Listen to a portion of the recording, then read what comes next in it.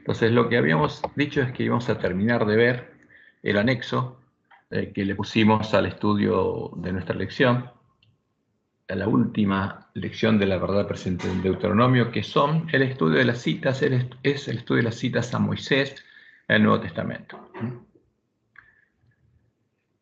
Entonces, como hombre, fíjense que eso es importante, porque es ejemplo para nosotros, para llegar a conocer quién era él y cuál era su misión, para llegar a tener fe en Jehová y en su palabra, porque esa es la verdadera fe, y para llegar a vencer por la fe, Jesús tuvo que alimentarse de toda palabra que sale de la boca de Jehová, empezando por la ley de Moisés y siguiendo por los salmos y todos los profetas. Y eso es lo que tendrían que hacer todos sus hermanos, todos los que llegaran a tener la fe de Jesús en Jehová, su Dios y Padre. Porque eso es lo importante. Si Jesús iba a tener hermanos, es porque sus hermanos iban a seguir el mismo camino que él. Iban a tener la misma fe que él. ¿En quién? En su Dios y Padre. Por eso las palabras finales del Antiguo Testamento nos llaman a acordarnos de la ley de Moisés, en la cual Dios no solo nos dejó ordenanzas y leyes para todo Israel, sino las profecías que se terminarían de cumplir en el tiempo de la última generación, como dice Malaquías 4:4. Acordaos de la ley de Moisés mi siervo, al cual encargué en Horeb ordenanzas y leyes para todo Israel.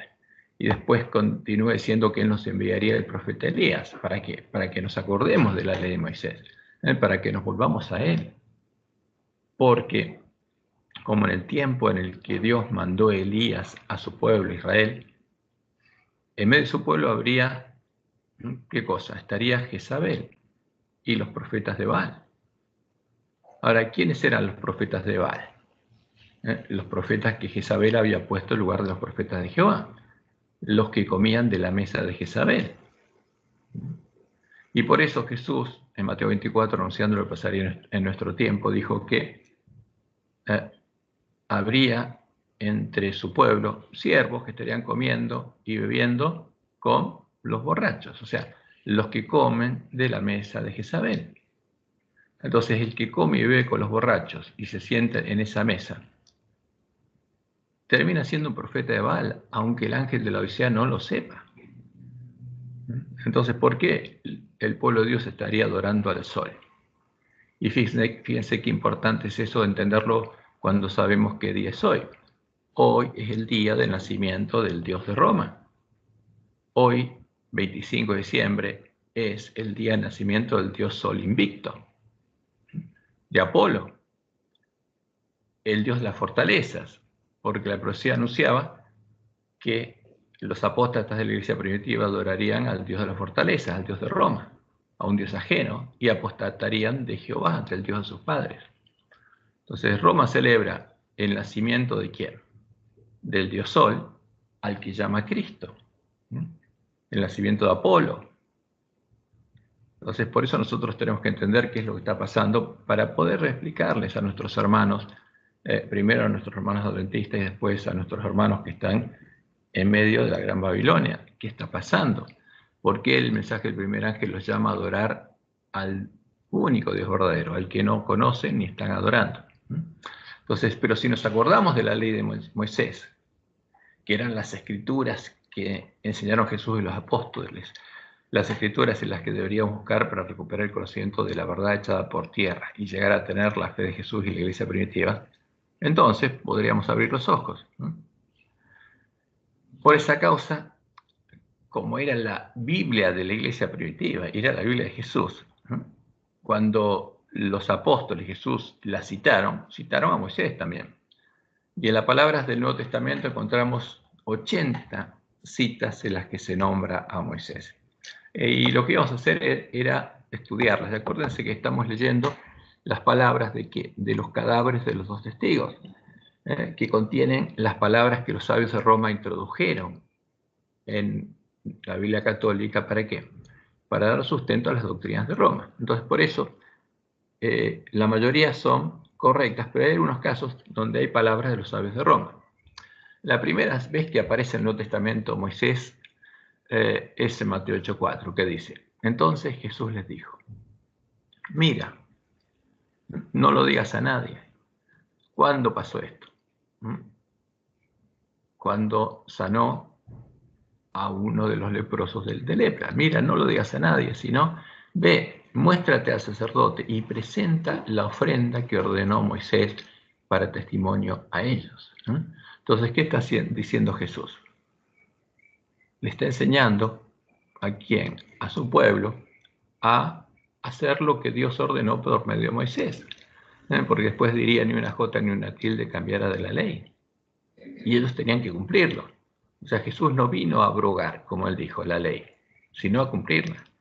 Porque nació en mujer y nació bajo la ley, y él tenía que cumplirla. Y la conocía muy bien, y le enseñaba a quienes, a todos los que conocía, a guardarlas. Mateo 17:13 es la segunda cita. Y aquí les aparecieron Moisés y Elías hablando con él. Esta es una de las escenas en el monte de la transfiguración. Entonces se apareció Moisés y se apareció Elías para darle ánimo. Dos hombres, como Jesús. Moisés, que había muerto y después había sido llevado al cielo, y Elías, que había sido llevado al cielo sin ver la muerte. Entonces, como Dios después le guió, le dejó entender, ahí había tres ejemplos: Moisés, Elías y Jesús. Entonces, ¿qué pasaría con ellos? Esos son los tres ejemplos de lo que pasarían con todos los hombres que fueran salvos. Moisés murió y después fue resucitado, como todos los que son salvos y mueren. Algunos van a ir al cielo sin ver la muerte, como Elías, y otros son los que van a seguir al Cordero por donde quiera que van. ¿Y quiénes son los que siguen al Cordero por donde quiera que va? Por eso tenemos que entender bien la profecía para entender qué es lo que va a pasar, porque muchos adventistas creen que los 144.000 son los que van a ir al cielo como Elías sin ver la muerte. Entonces, y eso se cumple de un modo simbólico. ¿Por qué? Porque los 144.000 son los que ascienden al cielo y están con Jesús en la cima del monte Sión antes del tiempo angustia.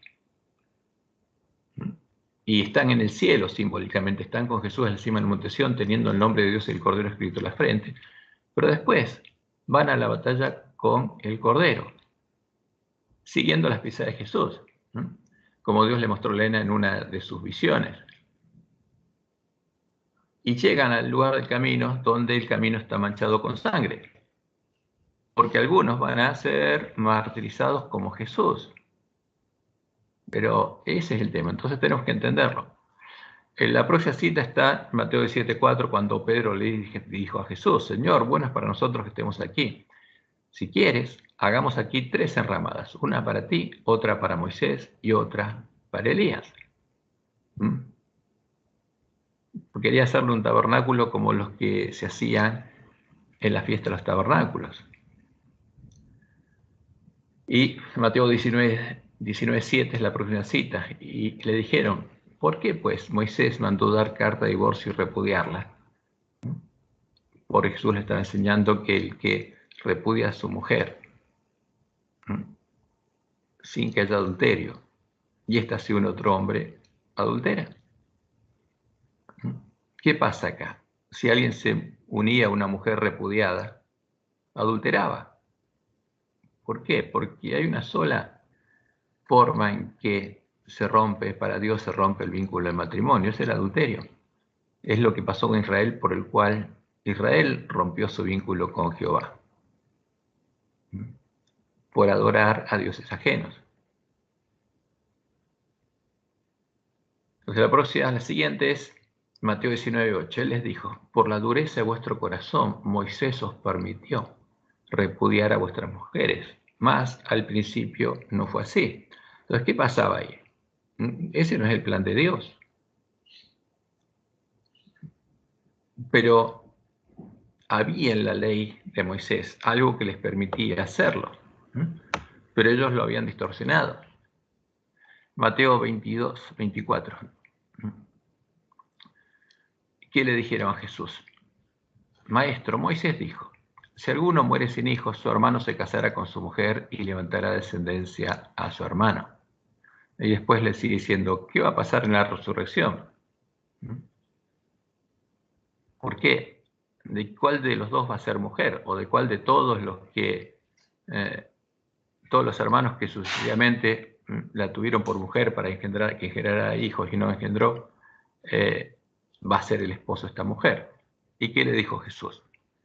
Que en ese caso, porque tenemos que tener en cuenta todo lo que dice la palabra de Dios, los que vieron esta experiencia van a ser como ángeles. No van a tener ningún problema en el cielo. Ahora, en Mateo 23:2, esta es la próxima, y Jesús le dice, en la cátedra de Moisés se sientan los escribas y los fariseos. ¿Por qué? Porque ellos eran los maestros de la ley. ¿Y qué tenían que enseñar? La ley de Moisés. Ahora, el problema de ellos era que decían y no hacían, no la guardaban la ley. Pero Jesús le dice, bueno, cuando les enseñan a Moisés, hagan lo que les dice, porque está escrito en la ley de Moisés. Ahora, pero hagan lo que dice la ley y lo que enseñan los fariseos, pero no lo que hacen los fariseos, le digo. La próxima cita, saltamos ya a Marcos, y se empieza a repetir, como digamos, se repiten justamente las historias en los evangelios, se repite la cita de los eventos.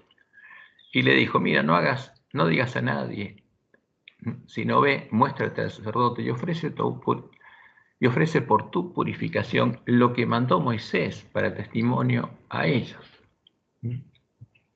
Y porque eso estaba vigente. Y después vamos a ver que Pablo mismo hizo esa ceremonia para mostrarle a los judíos que él no estaba en contra de la ley, que él no anunciaba la anulación de la ley de Moisés. La próxima la encontramos en Marcos 7:10, porque Moisés dijo, honra a tu padre y a tu madre, y el que maldiga al padre o a la madre muera irremisiblemente. Entonces fíjense que estamos citando lo que dice la ley de Moisés.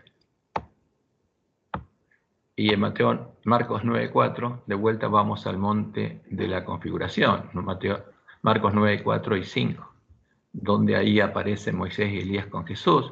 Y Pedro le pregunta a Jesús si quiere que hagan 3 enramadas, una para él, otra para Moisés y otra para Elías.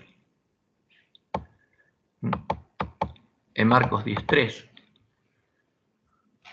Jesús les responde a las preguntas. ¿Qué os mandó Moisés? Cuando le preguntan, ¿qué dice Jesús? Cita como referencia a quién, a la ley de Moisés. Eso es lo que hay que hacer. Y ellos le dicen, Moisés permitió dar carta de divorcio y repudiarla. Y ahí Jesús les contesta, por la dureza de vuestros corazones. Pero él estaba diciendo que si hacían eso y la repudiaban, el vínculo no se disolvía, porque el que se casaba con esa mujer adulteraba. Marcos 2:6-9. Maestro, Moisés nos escribió que si el hermano de alguno muriera y dejara esposa, pero no dejara hijos, que su hermano se case con ella y levante descendencia a su hermano. De vuelta es la misma pregunta. ¿Qué va a pasar en la resurrección? Marcos 12:26. Pero respecto a que los muertos no resucitan, ¿no habéis leído en el libro de Moisés cómo le habla a Dios en la zarza diciendo? ¿Qué le dice? Yo soy el Dios de Abraham, el Dios de Isaac y el Dios de Jacob. ¿Qué significa esto? ¿Qué les quiso decir Jesús? ¿Cuál es el tema? Fíjense, la resurrección de los muertos.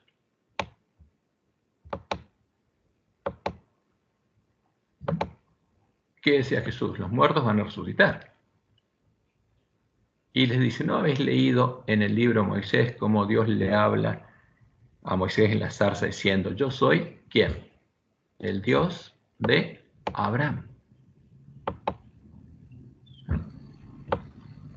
el Dios de Isaac y el Dios de Jacob. Y sigue diciéndoles, Dios es Dios de vivos, no de muertos, diciéndoles que Abraham, Isaac y Jacob viven. ¿Qué quiere decir eso? ¿Habían resucitado? ¿Qué piensan ustedes?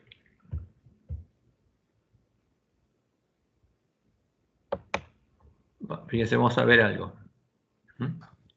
Por lo menos yo no leí en ningún lado que hayan ellos resucitado. ¿Y por qué les dice que Dios es Dios de vivos, no de muertos? A ver, vamos a Lucas. Porque los va a resucitar cuando llegue el momento de resucitar a todos los que creyeron en la promesa. Ajá. ¿Y qué significa que eso? Están vivos, están durmiendo. Se puede interpretar que están durmiendo o que Jesús le está diciendo que resucitaron, porque está hablando del ejemplo de la resurrección. Ahora vamos un poco acá, lo que les dice. Claro, capaz que son algunos de los 24 ancianos, andá a saber. Realmente no. Bueno. A David también le dijo cuando tus días se hayan cumplido y vayas al descanso con tus padres. Es decir, nunca habla de muerte, siempre habla de descansar, digamos, de los que son fieles a él, ¿no? Okay, pero hay algo muy interesante que Jesús les dijo, y lo registró Lucas 13:24. Y este es un mensaje para nosotros, y era para ellos. ¿Y qué dijo Jesús? Esforzaos a entrar por la puerta angosta. Porque había que buscarla, Jesús dijo. Delante nuestro estaba puesta otra puerta. Estaría puesta la puerta ancha y muchos entrarían por ella. Ahora, el que tuviera hambre y sed de justicia y tendría que esforzarse para poder entrar por la puerta angosta, porque primero tendría que buscarla y encontrarla. Tendría que arreglar su lámpara para que los dos testigos volvieran a la vida y su testimonio fuera verdadero, y encontrar la puerta angosta. Porque os digo que muchos procurarán entrar y no podrán, porque se va a cerrar. ¿Cuándo se cierra? ¿Cuándo es quitado el continuo para el pueblo de la iglesia remanente? Cuando llega el día 9 a la puesta del sol y acaba el tiempo de gracia para el pueblo adventista. Y después llega el día 10, el día en que Jesús va a confesar el nombre de los vencedores en las bodas. Y por eso Jesús está hablando de eso. Después que el padre de familia se haya levantado y cerrado la puerta, y ahí se acabó el continuo. Y estando fuera empecéis a llamar a la puerta diciendo, como cuando empezó a caer el agua en el diluvio. Por eso Jesús hace una referencia, una analogía con el tiempo de Moisés, porque Moisés entró en el arca y se cerró la puerta. Y cuando empezó a llover, golpeaban, ábrenos, Moisés, perdón, Noé, abrinos, diciendo, Señor, Señor, ábrenos. Él respondiendo os dirá, no sé dónde sois. Entonces comenzaréis a decir, delante de ti hemos comido y bebido, y en nuestras plazas enseñaste. Pero os dirá, os digo que no sé de dónde sois. Apartaos de mí todos vosotros, hacedores de maldad. ¿Por qué? Porque yo les advertí que buscaran y encontraran la puerta estrecha y no entraran por la puerta ancha, porque iban a recorrer el camino que los iba a llevar a ser ¿qué cosa? Hacedores de maldad, a la perdición, a conocer las profundidades de Satanás, porque el que entra por la puerta ancha, que es el falso Jesús, y se hace habitación de demonios, parte de la sinagoga de Satanás, y va a llegar a ser un hacedor de maldad, hijo del padre de maldad. Entonces, y en ese momento, Dios les va a decir hacedores de maldad, ¿por qué? Porque ya van a ser plantas desechadas y maduras. Y Jesús dice, allí será el lloro y el crujir de dientes, cuando veáis a Abraham. ¿A quién? Por eso Jesús dice, Dios no es Dios de muertos, sino de vivos.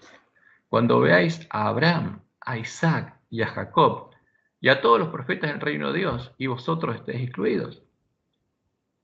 Entonces, ¿por qué dice cuando veáis a Abraham, a Isaac, y a Jacob y a todos los profetas en el reino de Dios? ¿Por qué dice eso? Y esto es muy importante entenderlo. ¿Por qué?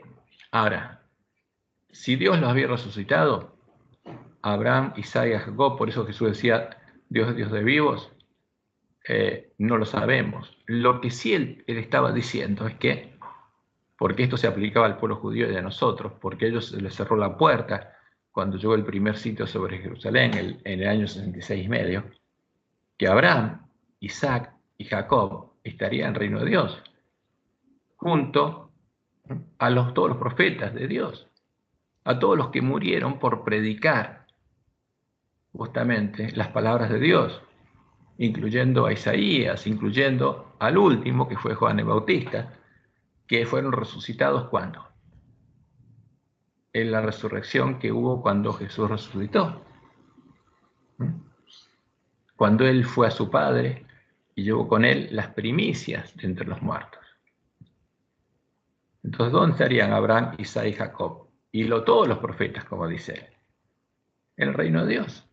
Entonces acá nos está diciendo quiénes son los 24 ancianos, simbólicamente 24, pero aparentemente son más, como Dios le mostró en el Juan. Es un símbolo de los 24. Entonces, ellos resucitarían, por eso Jesús le dice, cuidado. Ahora, Jehová es el Dios de Abraham, de Isaac y de Jacob. Es Dios de vivos, no de muertos. ¿Por qué? Algunos estaban durmiendo y serían resucitados, y otros ya habían resucitado como Moisés. Y estaban con Dios. Y con Elías. Y el otro, ¿sí? Perdón. Me queda picando el tema de la resurrección especial, porque a Daniel le prometió eso también. Y yo tenía entendido, o sea, por lo menos estuve lucubrando en mi cabeza eso, que a Daniel lo iba a resucitar en la segunda venida, pero puede ser que también lo haya resucitado acá. No, a Daniel le dijo claramente que él va a resucitar al fin de los días. Al fin de los días de la profecía que él estaba anunciando, o sea, en la resurrección especial que va a haber, en la sexta plaga. Okay. Pero acá está hablando de otra cosa. Estas son las primicias, el cumplimiento de la fiesta de las primicias, porque Jesús muere en la fiesta de la Pascua, en el antitipo de Egipto, para liberarnos de Egipto, ¿no? Del Egipto espiritual, de la esclavitud del pecado, del reino de este mundo, del príncipe de este mundo. Y después Él resucita. Al tercer día, como dice la profecía de Oseas 6, resucitaría. Y con Él las primicias. Ahora, y por eso cuando se abría la puerta del reino de Dios, ¿no? El que entrara ahí estaría ¿con quién? El reino de Dios, ¿con quién? Como dice Jesús, con Abraham, Isaac, Jacob y todos los profetas de Dios. Porque los 24 ancianos fueron llevados con Jesús y completaron los 24, porque antes estaban ¿quién? Enoc, Moisés y Elías. Cuando resucitó, fueron las primicias que él llevó al cielo. ¿Llevó a quién? A todos sus testigos. A Abraham, Isaac, a Jacob y a todos sus testigos, que murieron por ser sus testigos. Entonces, volvamos un poco a las palabras de Jesús. Por eso él decía, cuidado. Tengo una curiosidad, hermano Cristian, sí. Perdón. ¿Sí? Tengo una curiosidad. Y a su madre, la Virgen María, ¿cuándo la resucitará a ella? ¿O también resucitó en la primera resurrección de Jesucristo? No, ella estaba viva.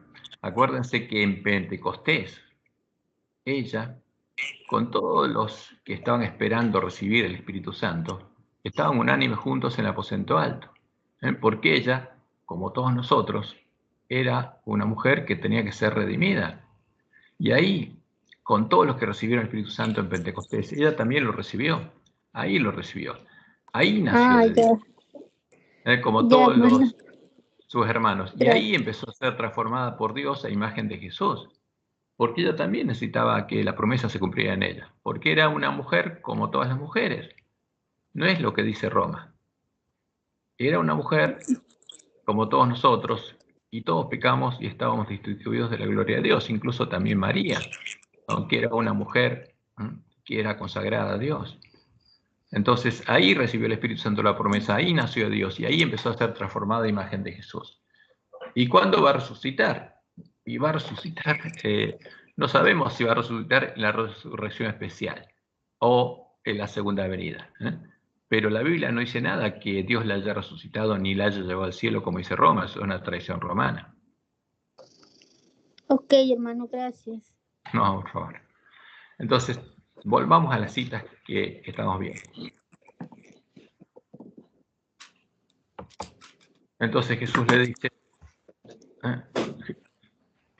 ¿por qué le dijo a Moisés, yo soy el Dios de Abraham, de Isaac y el Dios de Jacob? Y Jesús dice, Dios no es Dios de muertos, sino de vivos. Y la próxima cita la encontramos en Lucas 2. Y cuando se cumplieron los días de la purificación de ellos, conforme a la ley de Moisés, le trajeron a Jerusalén para presentarle al Señor. ¿Por qué? Porque es un rito que tenían que cumplir. Tenían que cumplirlo los padres de Moisés. ¿Para qué? Porque se tenían que purificar. Habían tenido un hijo y tenían que presentarlo al 8º día y tenía que ser circuncidado. Y le trajeron a Jerusalén para presentarle a quién? A Jehová, al Señor. ¿Y conforme a quién? A la ley de Moisés, porque Jesús nació de mujer y nació bajo la ley, como dice Pablo. Y en Lucas 5:14 leemos, y él le mandó que no le dijese a nadie, sino, ve, le dijo, muéstrate al sacerdote y ofrece por tu purificación, según mandó Moisés, para testimonio a ellos. ¿No? ¿Para testimonio de qué? Que estás siguiendo lo que dice la ley de Moisés y también que Dios te sanó.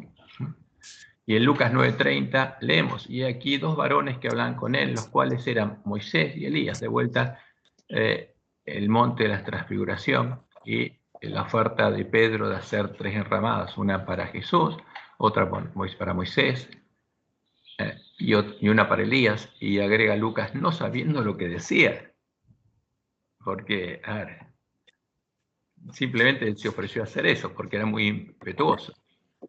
Y dice, bueno, estamos bárbaros acá, a ver si nos quedamos acá. Hacemos 3 enramadas y nos quedamos acá. Y en Lucas 16:29, ¿no? Esto es parte de quién? De la parábola del rico y Lázaro. Y esto es apócrifa, es claramente apócrifa. Entonces, fíjense, acá encontramos una cita a Moisés, ¿de quién? De una parte apócrifa. Y Abraham le dijo, a Moisés y a los profetas tienen, óiganlos.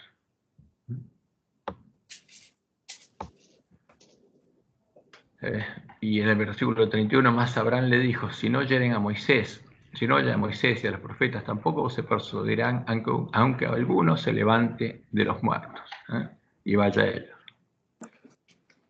¿Por qué? Porque ahí estaba el rico, estaba Lázaro en el seno de Abraham y el rico estaba siendo torturado con el fuego eterno en el infierno. Esas son las palabras de Roma. Y ahora vamos a Lucas 20:28.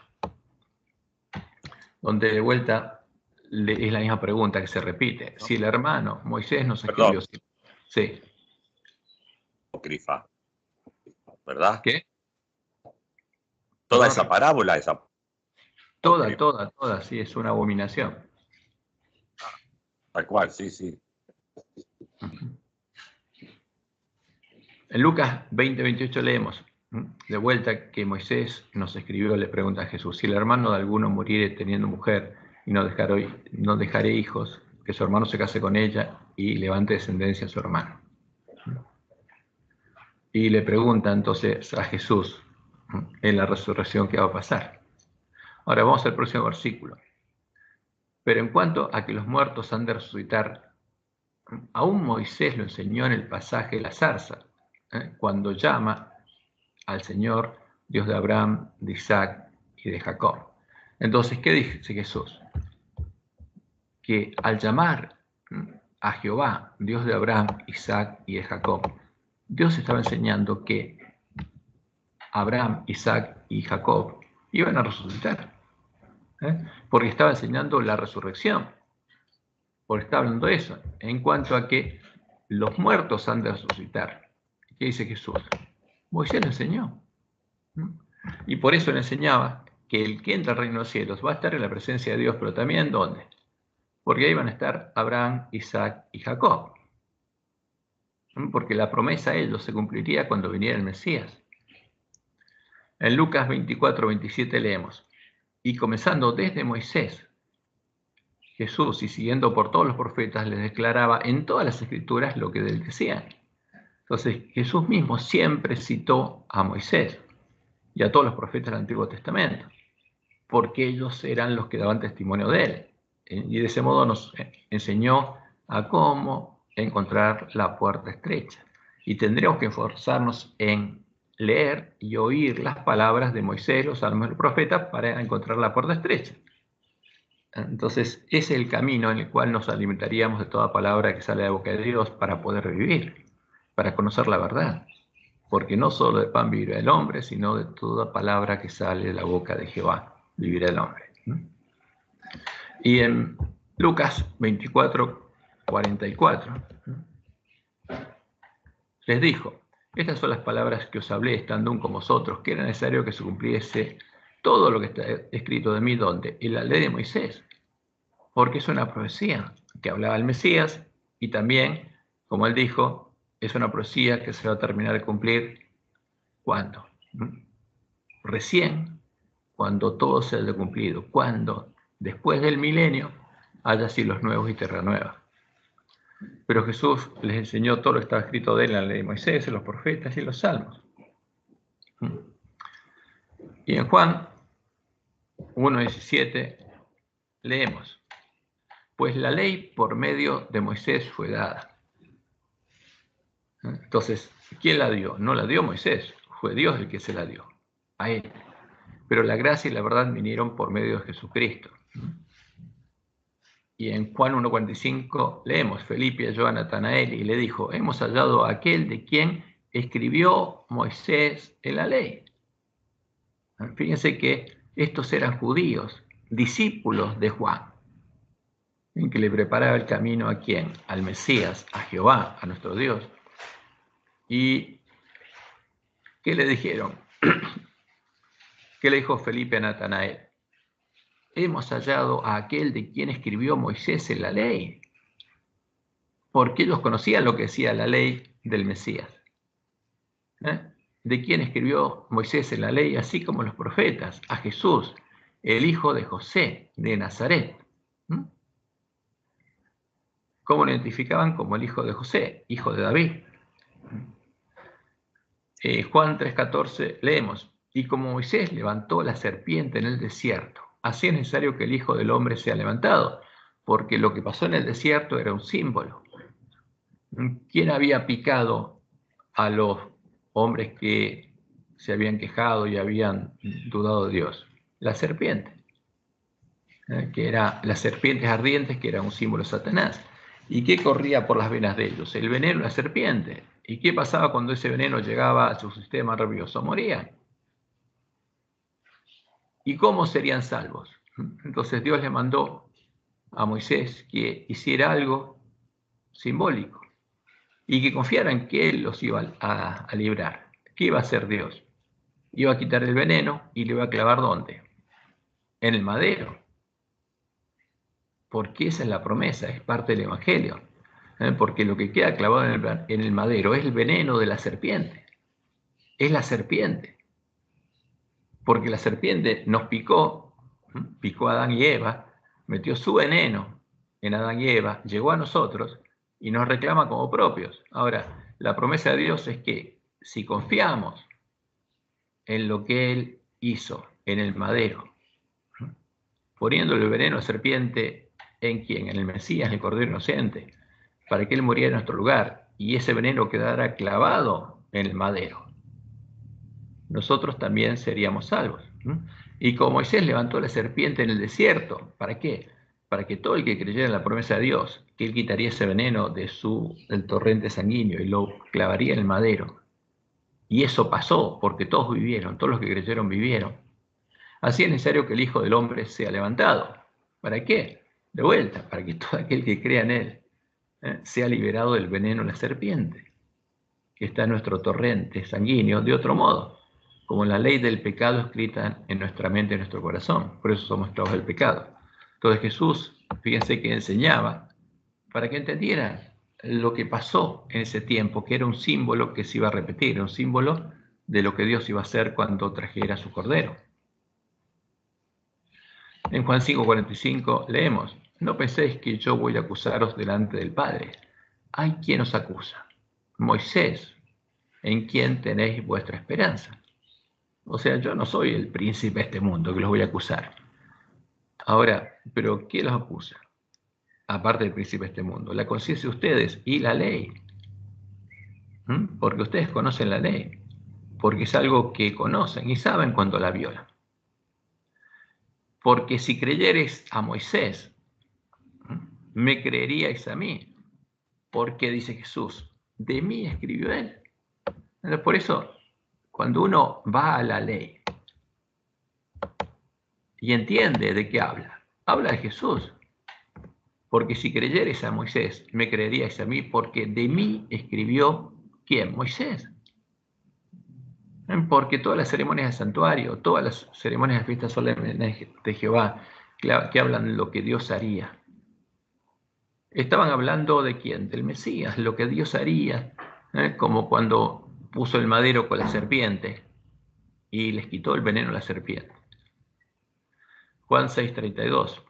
Y Jesús les dijo: de cierto os digo, ¿no os dio Moisés el pan del cielo? ¿Quién les dio el maná? Se los dio Dios. Ahora, pero ese también era un símbolo. ¿De quién? Del verdadero pan del cielo.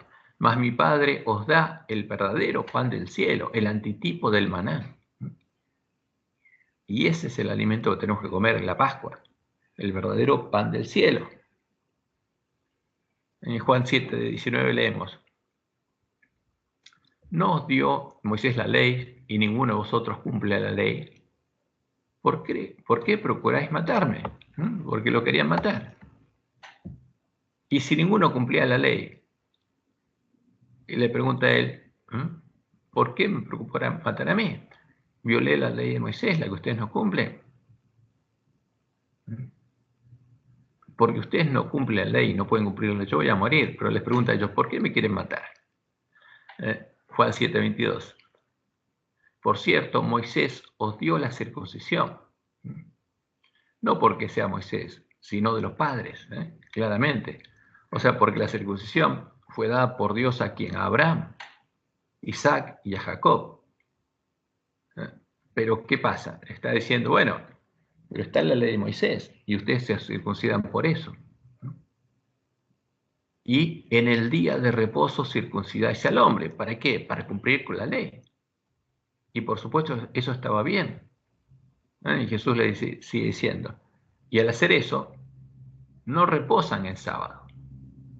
Pero al circuncidar no violan la ley. Trataba de enseñarles que abriera los ojos para que entendieran el significado de la ley.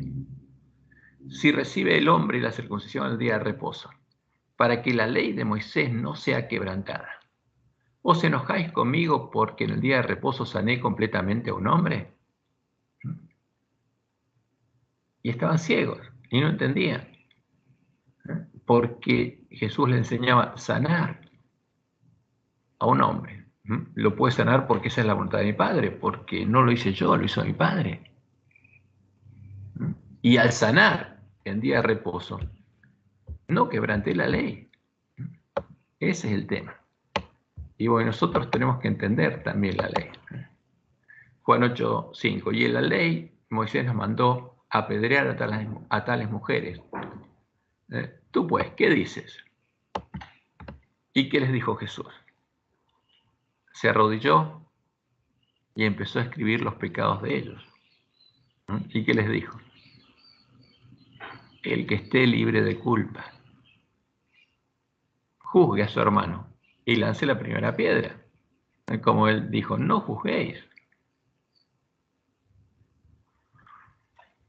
Juan 9:28. Y le injuriaron y dijeron, tú eres su discípulo, pero nosotros discípulos de Moisés somos. ¿Qué le estaban diciendo? Tú sos discípulo del diablo, no de Dios. Y nosotros somos discípulos de Moisés.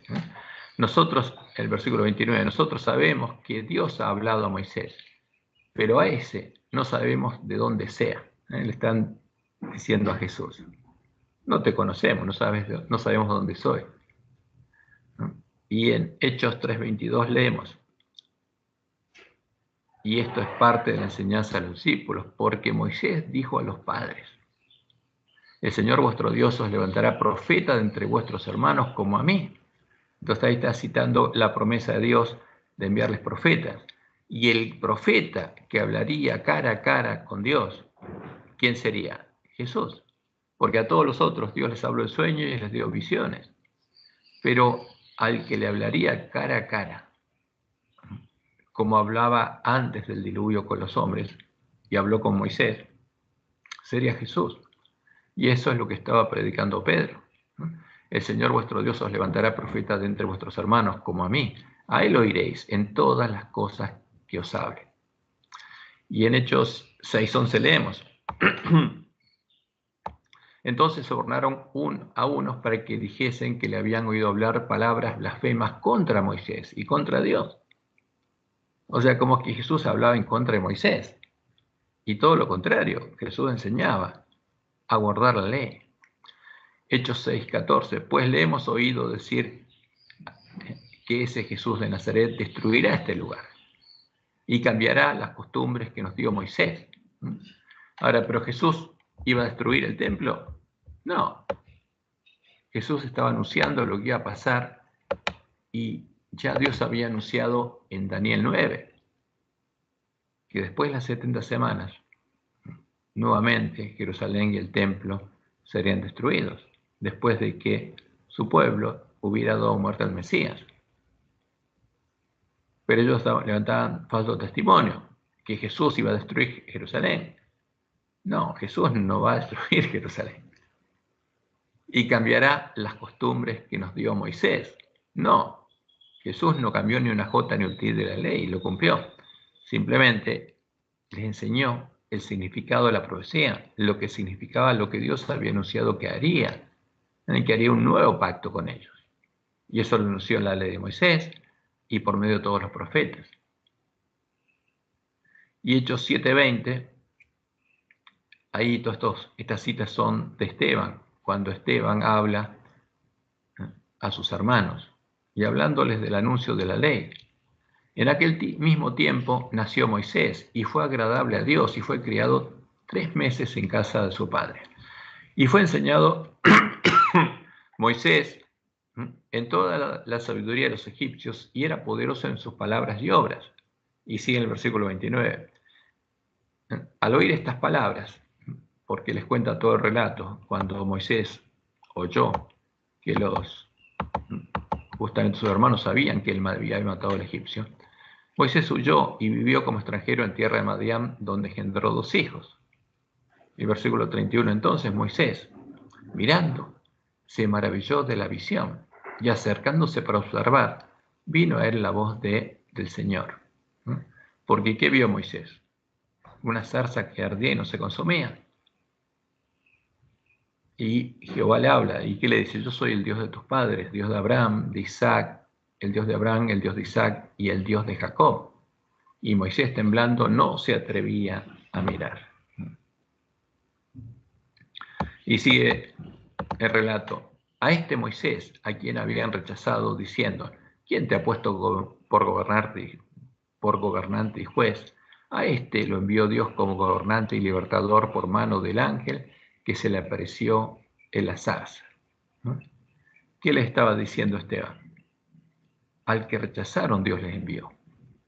¿Y ellos a quién habían rechazado? Al Mesías, a quien Dios les había enviado. Este Moisés es el que dijo a los hijos de Israel, profeta os levantará el Señor vuestro Dios de entre vuestros hermanos como a mí, a él oiréis. Y les sigue diciendo que Jesús era aquel de quien Moisés habló. Este es aquel Moisés que estuvo en la congregación, en el desierto, con el ángel que le hablaba en el monte Sinaí, y con nuestros padres, y que recibió palabras de vida que darnos. Y sigue relatando lo que pasó ahí con sus padres. Y cuando dijeron a Aarón, haznos dioses que vayan delante de nosotros, porque a este Moisés que nos sacó de la tierra de Egipto no sabemos qué le haya acontecido, ¿qué pasó con Israel? Cayó en la idolatría. Versículo 44, seguimos con las palabras de Esteban. tuvieron nuestros padres el tabernáculo del testimonio en el desierto, como había ordenado Dios cuando dijo a Moisés que lo hiciese conforme al modelo que había visto. Entonces, ¿qué vio Moisés? Un modelo exacto de la obra que tenía que hacer. Dios le mostró una maqueta. Tenés que hacerlo de este modo, con estos materiales, etcétera, etcétera. Las instrucciones a un maestro mayor de obras. Y el versículo, y ahora saltamos a Hechos 13:39. Ya dejamos Esteban. Y que de todo aquello de que por la ley de Moisés no pudisteis ser justificados, en él es justificado todo aquel que cree. Hechos 15:1. Entonces algunos que venían de Judea enseñaban a los hermanos: si no circuncidáis conforme al rito de Moisés, no podéis ser salvos. Y estos eran los judaizantes, que estaban negando una parte del Evangelio. La promesa de Dios hecha a Abraham de que en su simiente no solamente serían benditos los judíos, los circuncidados en la carne, sino también todas las naciones de la tierra, los no circuncidados, porque todos serían circuncidados en el corazón. Pero los judaizantes enseñaban que si no se hacían judíos, no podían recibir la bendición de Dios, que era exclusiva para los judíos, para los circuncidados. Y eso era un error, porque no era así. E incluso en la ley de Moisés Dios había anunciado que iba a llamar a celos a los circuncidados por medio de un pueblo que no es pueblo, al que él bendeciría. Hechos 15:5. Pero algunos de la secta de los fariseos que habían creído, como si se hubieran vestido de ovejas, se levantaron diciendo, pero no es que eran, sino habían creído y después habían torcido su camino. Se levantaron diciendo: es necesario circuncidarlos y mandarles que guarden la ley de Moisés. Todas las cosas, empezando por la circuncisión. Y no era así. Tenían que guardar todas las cosas que Dios había anunciado en la ley de Moisés que pasarían en el Evangelio del Reino de Dios. Hechos 15:21. Porque Moisés, desde los tiempos antiguos, tiene en cada ciudad quien lo predique en las sinagogas. ¿Por qué? Porque los maestros de la ley y los rabinos en las sinagogas enseñaban la ley de Moisés.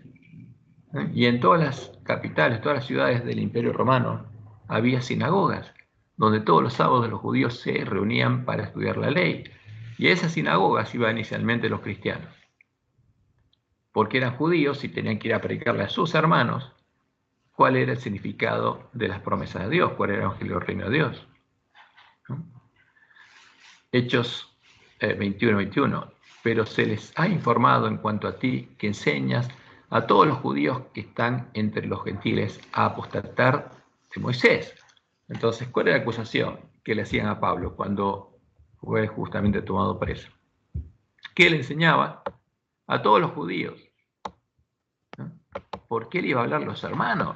Tenía que hablar el alimento a tiempo a sus hermanos, que están entre los gentiles, o sea, entre todas las ciudades del Imperio Romano, a apostatar de Moisés. Y eso no era lo que Pablo enseñaba, al contrario, diciéndole que no circunciden a sus hijos ni observen las costumbres. Y eso era una mentira, porque ¿qué hizo Pablo con Timoteo? Lo circuncidó. ¿Guardaba las costumbres, la ley de Moisés? Sí. Y Pablo enseñaba que todo el que se circuncida tiene que guardar toda la ley. Ahora vamos a Hechos 26:22. Pero habiendo obtenido auxilio de Dios, persevero hasta el día de hoy, dando testimonio a pequeños y a grandes, no diciendo nada fuera de las cosas que los profetas y Moisés dijeron. Entonces, ¿cuál es el testimonio de Pablo frente a Agripa? Que él enseñaba lo que dijeron los profetas y Moisés. Ahora, y eso es importante para que entendamos cuál es la fe de la iglesia primitiva. En ese tiempo no existía un Nuevo Testamento, no existía la Biblia que tenemos nosotros, existía solamente la Biblia de la iglesia primitiva, que era el Antiguo Testamento. ¿Y qué dice Pablo? Yo no digo nada, yo enseño qué cosa, la palabra de Dios, porque la fe viene por el oír y el oír por la palabra de Dios. Y no digo nada fuera de las cosas que los profetas y Moisés dijeron que habían de suceder. ¿Qué estaba anunciando Pablo? El cumplimiento de la profecía. No predicaba nada que no estuviera en la ley de Moisés y los salmos y los profetas, como hacían todos los discípulos, como hacían todos los miembros de la iglesia primitiva. Hechos 28-23. Y habiéndole señalado un día, vinieron a él muchos a la posada, a los cuales les declaraba y les testificaba el reino de Dios desde la mañana hasta la tarde, persuadiéndoles acerca de Jesús, tanto por la ley de Moisés como por los profetas. ¿Y quiénes eran estos que iban a él a la posada?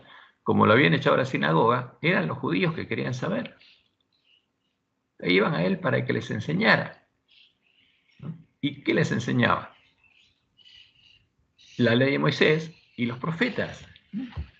Porque Pablo enseñaba la palabra de Dios, por eso decía, la fe viene por el oír y el oír por la palabra de Dios. Y esa es la fe de la iglesia primitiva. Entonces nosotros cuando sabemos lo que le pasó a los dos testigos, la forma en que Dios nos dijo que tenemos que arreglar nuestras lámparas es que tenemos que volver a la ley de Moisés, los salmos y los profetas, y una vez que entendemos todo lo que dicen la ley, los salmos y profetas sobre Jesús y sobre el Evangelio, ahí poner línea sobre línea las palabras del Nuevo Testamento y podríamos ver claramente cuáles se sujetan a la ley de Dios, cuáles palabras están sujetas a la ley del testimonio del profeta y cuáles no. Y las que no, es evidente que no provienen de Dios. Son las palabras de los sabios de Roma, que los sabios de Roma pusieron la Biblia, inspirados por Satanás, para enseñar la doctrina de Jezabel. Y ahora vamos a Romanos 5:14. Y Pablo está hablando diciendo, no obstante, reinó la muerte desde Adán hasta Moisés, aún en los que no pecaron a la manera de la transgresión de Adán, el cual es figura del que había de venir. Romanos 9:15, pues a Moisés dice, tendré misericordia del que yo tenga misericordia y me compadeceré del que yo me compadezca. Romanos 10:5, porque la justicia que es por la ley, porque de la justicia que es por la ley Moisés escribe así, el hombre que haga estas cosas vivirá por ellas. Y después sigue diciendo justamente que de la justicia que es por la fe. De la justicia que es por la fe, Moisés dice así.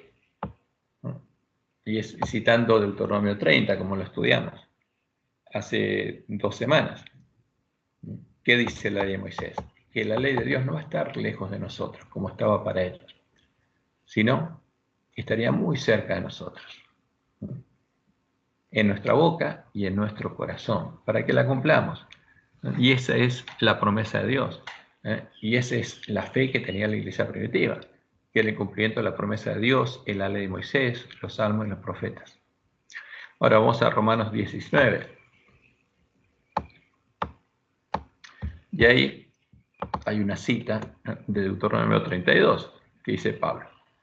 Moisés dice, yo os provocaré a celos con un pueblo que no es pueblo, con un pueblo insensato os provocaré a ira. ¿Y cuál es ese pueblo insensato? Y después le empieza a hablar, los gentiles. Pero esa promesa se cumpliría en la última generación, donde habría entendido que irían con Jesús a la batalla, con Jehová a la batalla, y empezaría el tiempo de angustia, como dice Daniel 12. Y ahí Dios llamaría a celos al pueblo judío, ¿con quién? Con su esposa. Las primicias de la esposa del Cordero, con los 144.000 que irían con él en la batalla. Y el espíritu y la esposa dicen, ven. Y la tierra sería iluminada con la gloria de Jehová. La promesa de Dios a Israel. Y ahí entendería. Y ahí llorarían, como dice Zacarías. Ahora vamos a 1 Corintios 9:9. Porque la ley de Moisés está escrito, no pongas bozal al buey que trilla. Entonces, ¿cuáles eran las referencias doctrinales de Pablo? Siempre la ley de Moisés, los salmos y los profetas, pero especialmente la ley de Moisés. 1 Corintios 10:12. Y todos en Moisés fueron bautizados en la nube y en el mar. Y después cita justamente que la roca espiritual que lo seguía era Cristo, que Jesús es la roca. 2 Corintios 3:7.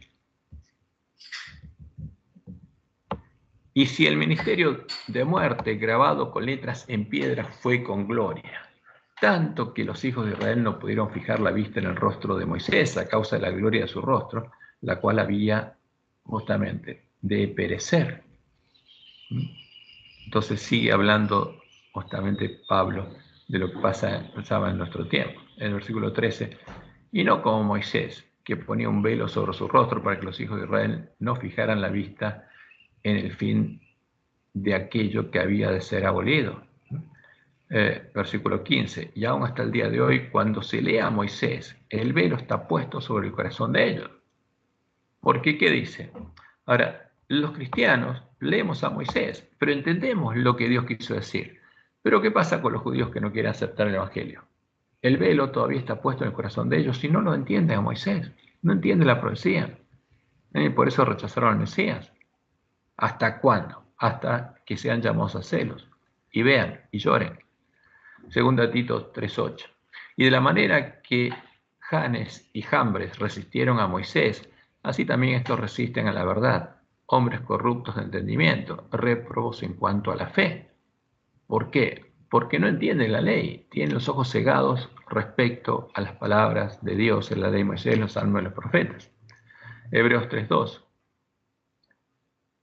El cual es fiel al que lo constituyó, como también lo fue Moisés en toda la casa de Dios. ¿Verdad? Está echando un perro Griselda ahí. Disculpen. Entonces está hablando de que Jesús es sacerdote en la nueva casa, la cual casa somos nosotros. ¿No? Como Moisés lo era en el santuario, el tabernáculo del desierto. Porque de tanto mayor gloria que Moisés es estimado digno este, por cuanto tiene mayor honra que la casa el que la hizo. Y Moisés, a la verdad, fue fiel en toda la casa de Dios como siervo para el testimonio de lo que se iba a decir. Y después sigue diciendo, pero Cristo sobre su casa, la cual casa somos nosotros. Y eso es lo que tenemos que vivir, porque Jesús nos tiene que hacer columnas en el templo de Dios cuando reedifique los lugares asolados. Y en Hebreos 3:16 leemos, ¿quiénes fueron los que, habiendo oído, le provocaron? ¿No fueron todos los que salieron de Egipto por mano de Moisés? Entonces fíjense que continuamente Pablo cita a Moisés, y cita la autoridad de Moisés y la autoridad de las escrituras del Antiguo Testamento. Hebreos 7:14, porque manifiesto es que nuestro Señor vino de la tribu de Judá, de la cual nada habló Moisés tocante al sacerdocio. ¿Por qué? Porque hay un nuevo sacerdocio, ya no el de la tribu de Leví, sino del antitipo de los levitas. Pero empezando primero por el sumo sacerdote, que sería del orden de Melquisedec, como Dios le había anunciado. Hebreos 8:5, los cuales sirven a lo que es figura y sombra de las cosas celestiales. Entonces, ¿qué pasa? Todos los ritos que se hacían en el santuario terrenal y las fiestas solemnes eran simbólicos, era un anuncio, era una profecía, era una figura y sombra de las cosas celestiales, de las cosas que Dios instauraría cuando llegara el tiempo a establecer su reino, el reino de los cielos. Como se lo advirtió a Moisés cuando iba a erigir el tabernáculo, diciéndole, mira, haz todas las cosas conforme al modelo que se te ha mostrado en el monte. Ahora, pero ese modelo no era una copia del santuario celestial como creían algunos adventistas, era un símbolo, era un modelo simbólico de lo que pasaría en el tiempo, que esas cosas fueran reemplazadas por las cosas celestiales mismas, las cosas del reino de Dios. Y como digamos, lo decía claramente el autor de Hebreos, ellos pasarán a ser el templo de Dios. Hebreos 9:19, porque habiendo anunciado Moisés todos los mandamientos de la ley a todo el pueblo, tomó la sangre de los becerros y de los machos cabríos con agua, lana, escarlata y hisopo, y roció el mismo libro. ¿Qué roció? El libro de la ley. Porque de ese modo se estableció el pacto. Porque roció toda la ley. Cuando habla del libro de la ley, está hablando de toda la ley, no de Deuteronomio como se citaba en la lección nuestra. Cuando habla de la ley, el libro de la ley, se está hablando de toda la ley, de todo el Pentateuco. Y también a todo el pueblo. Hebreos 10:28. Y fíjense, acá estamos hablando de las palabras de Hebreos, que es lo que vamos a estudiar este trimestre. Y vamos a ver que el pueblo adventista no entiende las palabras de Hebreo. Hebreos 10, 28. El que viola la ley de Moisés por el testimonio de 2 o 3 testigos muere irremisiblemente. Hebreos 11, 23. Por la fe Moisés, cuando nació, fue escondido por sus padres por 3 meses, porque le vieron niño hermoso y no temieron el decreto al rey. Ahora, ¿qué hicieron los padres de Moisés? Cuando el decreto del rey era contrario a la ley de Dios, la voluntad de Dios. No temieron el decreto del rey e hicieron lo que tenían que hacer. Y eso nos pone a prueba a nosotros. O sea, ¿qué estamos haciendo nosotros? ¿Tenemos miedo del rey y lo que dice el rey lo hacemos? Cuando lo que dice el rey es contrario a la voluntad de Dios, eso nos pone a prueba. Hebreos 11:24. Por la fe Moisés, hecho ya grande, rehusó llamarse hijo de la hija de Faraón. Hechos 12:21. Y tan temible era lo que se veía que Moisés dijo: estoy espantado y temblando. Entonces, vemos que Pablo y el autor de Hebreos toman como referencia, como autoridad, ¿qué cosa? La ley de Moisés. Ninguno de ellos dice que la ley de Moisés fue abolida. Al contrario, lo único que ellos dicen que fue abolido fueron los sacrificios. ¿Por qué? Porque la profecía de los sacrificios se cumplió. Y la ceremonia que se hacía con la sangre de los animalitos, que era un símbolo del Cordero de Dios, como se cumplió, esa profecía no estaba más en pie. Y ahora el santuario terrenal, en el que se hacían esos sacrificios, tampoco estuvo en pie, porque se empezó a cumplir la profecía y, como Dios la ha anunciado, fue levantado un nuevo santuario, el verdadero santuario, el antitipo. Y en ese santuario empezó a oficiar ¿quién? Un nuevo sacerdocio. ¿Y quién es ese sacerdote? Jesús. Entonces, por eso nosotros, como Dios le mostró la lengua, tendríamos que entender qué estaba haciendo Jesús al santuario, porque tendríamos que entender el Evangelio del Reino de Dios. Y todos los que esperaran pacientemente, y todos los que encontraran a Jesús, comprenderían la obra que Jesús hace en el santuario, porque comprenderían el Evangelio, y comprenderían lo que Jesús hace en el día de la expiación. Porque esa es la promesa de Dios. Habría un pueblo que nuevamente sería entendido. Y en Judas 1:9 es el versículo de memoria de la lección pasada, pero cuando el arcángel Miguel, un ángel, no Jesús, contendía con el diablo, disputando con él por el cuerpo de Moisés, no se atrevió a proferir juicio de maldición contra él, sino que dijo: el Señor te reprenda. Y en Apocalipsis 15:13 es la última referencia a la ley de Moisés, a Deuteronomio 32, porque dice que todos los redimidos, antes que caigan las plagas, todos los que tengan sello de Dios, van a cantar el cántico de Moisés, siervo de Dios. Porque van a haber oído las palabras de la ley, como dice Malaquías 4. Acordados de la ley de Moisés, mi siervo, y el cántico de Moisés los habría ayudado a entender lo que estaba pasando, porque es una profecía que llega hasta los últimos días. Y cantan el cántico de Moisés, siervo de Dios, y el cántico del Cordero, diciendo: grandes y maravillosas son tus obras, Señor Dios Todopoderoso. ¿A quién está adorando? A Jehová. Al Dios fuerte, al Padre eterno, a la roca. Justos y verdaderos son tus caminos, Rey de los santos, porque Jehová va a estar reinando, porque se habrá predicado el Evangelio del Reino, y Jehová estará reinando en todos los que creyeron a sus palabras, en todos los que en ese tiempo ya habrán recibido el sello de Dios y tendrán el nombre de Dios y el Cordero escrito en sus frentes. Y fíjense que todo el Nuevo Testamento, en todo hasta el Apocalipsis, habla de Moisés. E incluso, cuando termina el Apocalipsis, se nos manda de vuelta a leer el Cántico de Moisés, para que lo entendamos, porque es una profecía. Entonces, nunca en el Nuevo Testamento se habla de que fue abolida la ley de Moisés. Al contrario, como nos enseñó Jesús y como nos enseñan todas las palabras, se nos enseña que se está cumpliendo la profecía de la ley de Moisés, la que el pueblo de Dios tiene que entender para poder guardar y recibir la bendición prometida. Por eso, estas palabras son verdad presente para el pueblo adventista, el pueblo que tiene que arreglar sus lámparas, porque a nuestras lámparas les pasó algo, y lo hizo el hombre de pecado cuando dio muerte a los 2 testigos.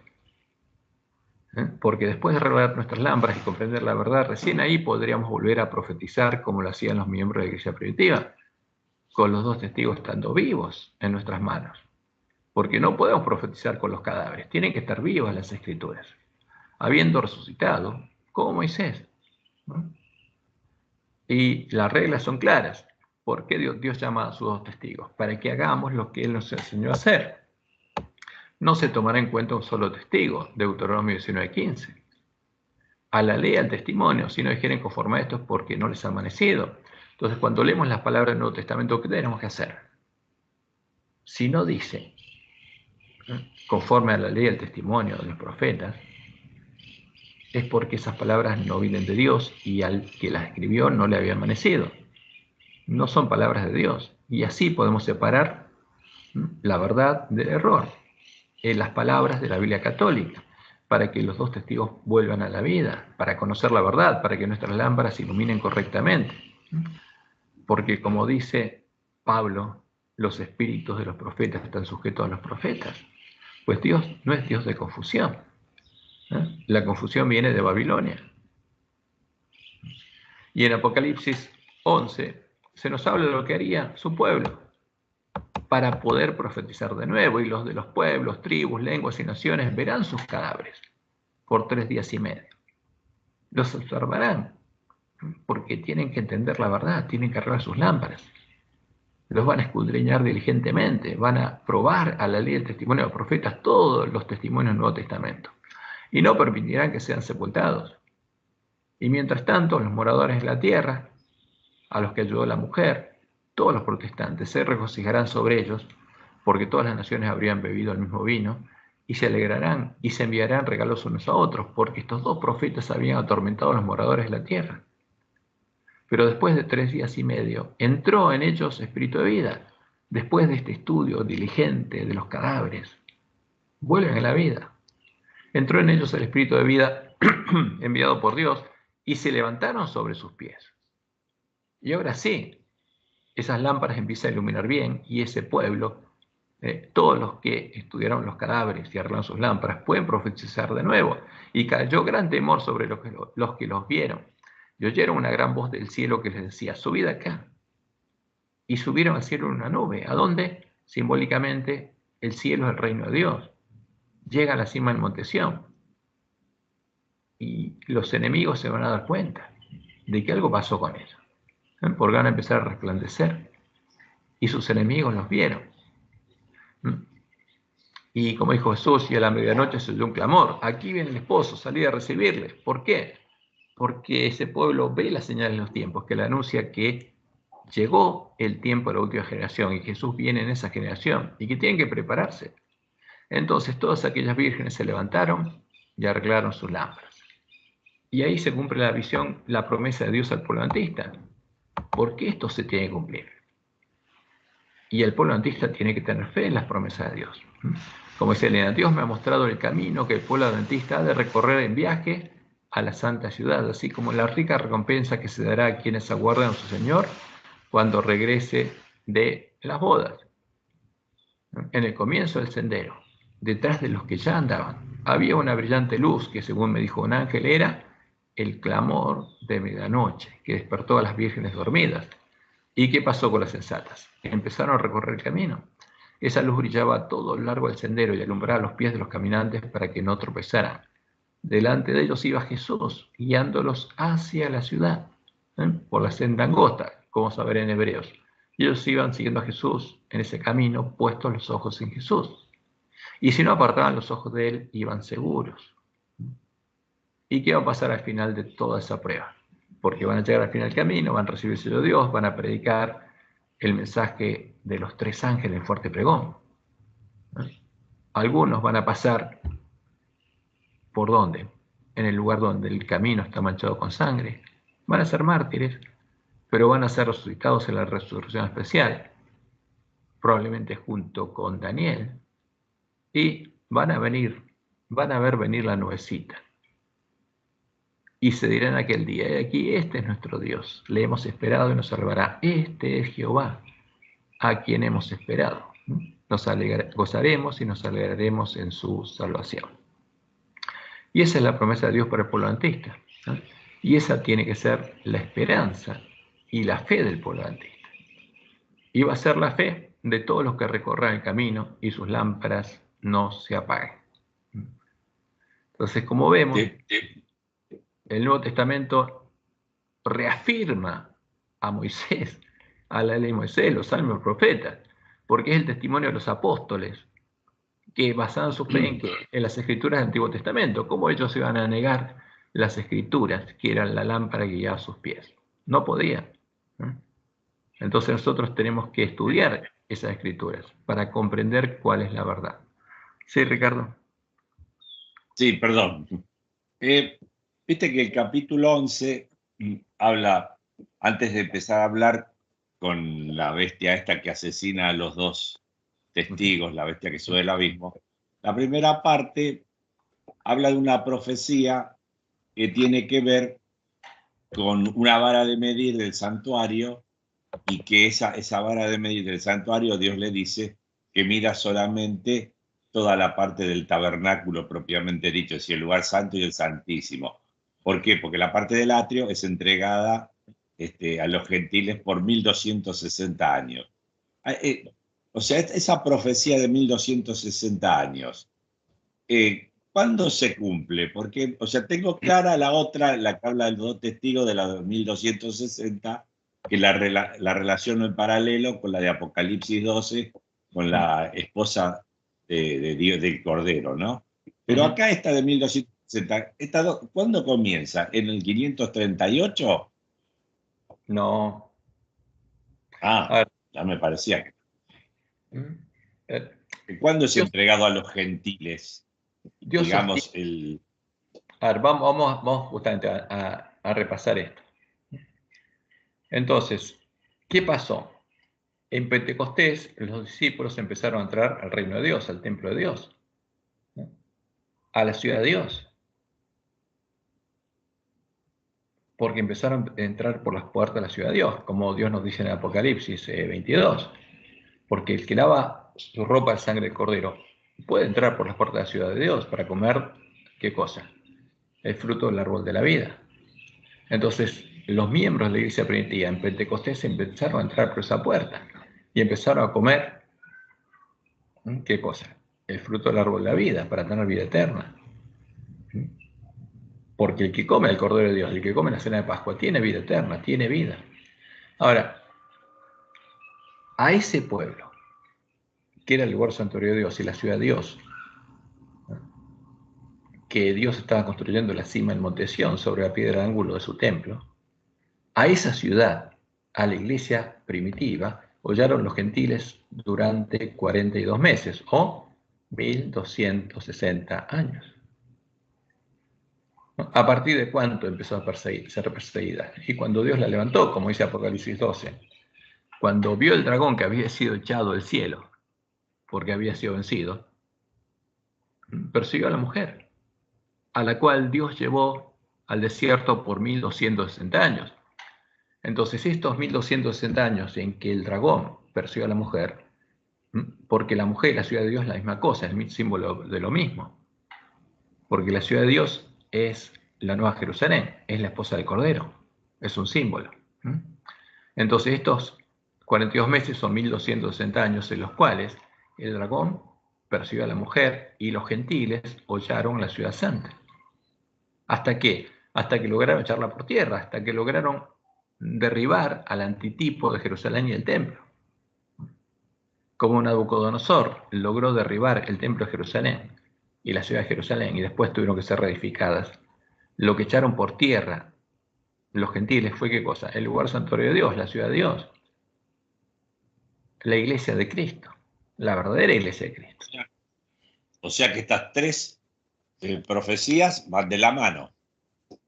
Es lo mismo, claro. O sea, está bien, está bien. ¿Sí? Yo o sea, el otro día me quedó claro lo que es todo el santuario, la diferencia con el tabernáculo propiamente dicho, digamos, que sería el lugar santo y el santísimo y el atrio. Eso me quedó claro.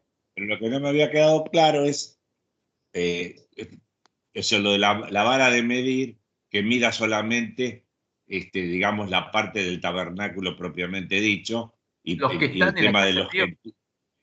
Claro, fíjate, Claro, sí se aquí entiende. los que entran por la puerta de Ciudad de Dios, a los Claro. vencedores, a los que son parte, siguen siendo, cuando descansan o durante en vida la última generación, siguen siendo parte de la iglesia de Dios. Y Jesús confiesa Claro. sus nombres. Entonces, esa ciudad, la Jerusalén, que es símbolo del pueblo de Dios, de la iglesia de Dios, la Nueva Jerusalén, fue hollada y perseguida durante 42 meses, hasta que fue echada por tierra. Claro. Y en ese periodo, como dice el versículo 3, los dos testigos profetizaron a manos de ellos por 1260 días de vuelta, 42 meses, vestidos de silicio. Y cuando terminó su testimonio a 1260 días, cuando Roma terminó de asesinar a los miembros de la iglesia primitiva y echó por tierra la ciudad de Dios y el lugar santuario de Dios, también dio muerte a los dos testigos. Claro, vamos a verlo sí. gráficamente. A ver. Y todo eso termina en el año 1291, Claro, que es después con la muerte de los valdenses. cuando Roma termina de asesinar al remanente de la iglesia primitiva. Entonces, por eso Jesús nos dice que tiene oído, oiga lo que el Espíritu dice a las iglesias. Ahora vamos a ver un poco acá. ¿Dónde lo teníamos? A mí me quedó claro, no sé si, bueno, vos lo querés ejemplificar. Con el cuadro está bueno. No, lo repasamos. A ver. Entonces, como dice Apocalipsis 12, el dragón se fue a hacer guerra contra la iglesia de Cristo. Lo que había anunciado Dios por medio de Daniel sería el tiempo de la ira, que llegaría a su final en 1798, porque comenzó el 723, y después que llegara a su fin el tiempo de la ira, llega el tiempo del fin, en el tiempo que estamos nosotros. Ahora, el año 31, en Pentecostés, empieza el ministerio de Jesús y empieza a edificar el lugar santuario de Dios, su iglesia. Y ahí empieza a ser perseguida. Entonces ahí viene la predicación, ahora ha venido la salvación, el poder y el reino de nuestro Dios. Y el dragón empieza a perseguir a la mujer, que es un símbolo, es una ciudad. Como la mujer del dragón es la Gran Babilonia, la mujer pura es la Nueva Jerusalén, la ciudad del Cordero, la ciudad que es perseguida y hollada por los gentiles. Pero esta ciudad es sustentada por un tiempo y tiempos y la mitad de un tiempo donde en el desierto. Entonces, ahí empieza el tiempo, los 1260 años donde la iglesia es sustentada en el desierto y por supuesto ese pueblo testifica con los dos testigos en sus manos. Y aunque Roma crea la Biblia católica en el siglo IV, ellos siguen teniendo la verdadera Biblia. Y Roma quiere matarlos para poder destruir esa Biblia y acabar su testimonio. Entonces, la iglesia es sustentada ese tiempo y también, durante el mismo tiempo, ellos hollarán a la ciudad santa 42 meses, o sea, el mismo periodo, 1260 años. Y ahí los dos testigos son los que profetizan en manos de la iglesia primitiva, porque ese es el periodo, de eso está hablando, de ese periodo. Y ese periodo se va a terminar cuando después venga Éfeso, venga Esmirna, hasta que se para la persecución y viene el tiempo de la hora del hombre de pecado, viene el tiempo de Jezabel, disfrazada de iglesia, en Tiatira, y ahí, en el año 380, después de llegar a conocer las profundidades de Satanás por tener la doctrina de Jezabel, los apóstatas muestran cuál es el fruto de tener esa doctrina y llegar a conocer las profundidades de Satanás y buscan asesinar a sus hermanos. Y recién aquí en 238, el nuevo hombre de pecado se convierte también en cuerno pequeño porque tiene el propolítico. Y ahí empiezan otros 1260 años, los de reinado del cuerno pequeño, como cuerno de la bestia romana, como cuerpo político. porque como hombre de pecado empezó acá el 325 y su reinado va a terminar en la sexta plaga. Pero como gobierno pequeño, gobernó por 1260 años. Y después en el tiempo el fin va a ser de nuevo rey, va a tener poder político, como anuncia la profecía. Pero el tiempo en que fue perseguida la iglesia primitiva y Dios se la sostuvo, y ellos testificaron, profetizaron con los 2 testigos, fue este periodo, que duró hasta que fue exterminada la iglesia del desierto. Y la verdad, el lugar santuario de Dios son echados por tierra. ¿Ves? Eso es lo que hay que reedificar. Pero primero hay que recuperar el conocimiento de la verdad y hay que arreglar las lámparas. Los 2 testigos tienen que volver a la vida para que ese pueblo pueda entrar por la puerta estrecha y empezar a recorrer el camino angosto y llegar a vencer. Y después iluminar la tierra con la gloria de Jehová. Entonces por eso hay un orden en las cosas que tenemos que hacer. Y Dios le mostró a Elena que nuestro primer trabajo era recuperar el conocimiento de la verdad ya por tierra para que los lugares desolados pudieran ser reedificados. Entonces ahí están los 2 periodos distintos de 1260 años. El del corno pequeño y el tiempo en que Dios sostuvo a su iglesia en el desierto. Y mientras tanto fue perseguida y huyada por los gentiles hasta que le echaron por tierra. Y los gentiles no quieren que nadie vuelva a encontrar esa puerta que se encuentra abierta, para que todos estén en el atrio adorando al Dios de las fortalezas, que nació el 25 de diciembre, Abal. Ese es el tema. Y el pueblo de Dios tiene que recuperar el conocimiento de la verdad, tiene que ver cuál es el camino, tiene que lavar sus ropas en la sangre del Cordero, tiene que entrar por las puertas de la ciudad de Dios, tiene que comer del fruto del árbol de la vida, para llegar a tener escrita la ley de Dios en la mente y el corazón, para llegar a ser un pan puesto en la mesa de los panes y levadura, que refleje plenamente la imagen de Jesús. Y recién ahí puede recibir la lluvia tardía y como parte de la esposa del Cordero ir a la batalla, porque en el día de la batalla el espíritu de la esposa tiene que decir ven. Entonces avanzamos hasta el final y llegamos al tiempo en que va a haber una esposa, o estamos en la Odisea y tenemos que llamar a nuestros hermanos porque va a llegar el día de Jehová después que termine el día de la expiación, pero primero viene el día en que se cierra la puerta para las vírgenes insensatas y Jesús confiesa nuestro nombre. Pero cuando llegue el día 11, pasa el día de la expiación, llegue el antitipo el día 11, el calendario levítico, ahí empieza el día de la batalla. Y ahí el espíritu y la esposa tienen que decir ven, porque la que va a la batalla es la ciudad que fue hollada, la Nueva Jerusalén, que de vuelta está en pie. Y ahora una esposa y el espíritu de la esposa dicen ven. Y después de toda esa batalla va a venir Jesús. Al final del tiempo de angustia. Porque la Nueva Jerusalén es la esposa del Cordero. Entonces, esa iglesia follada iba a ser levantada de nuevo y va a iluminar la tierra con la gloria de Dios. Por eso el espíritu y la esposa dicen ven, como dice la profecía. Porque tiene que haber esposa. Y esa esposa es la Nueva Jerusalén.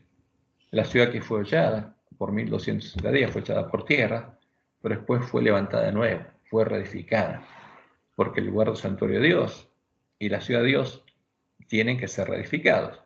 Y tiene que haber 144.000 columnas en el templo de Dios, que van a ser las primicias de la esposa del Cordero, que van a ir con el Cordero a la batalla. Van a ser el especial tesoro de Jehová, la esposa del Cordero, en el día en que Jehová actúe.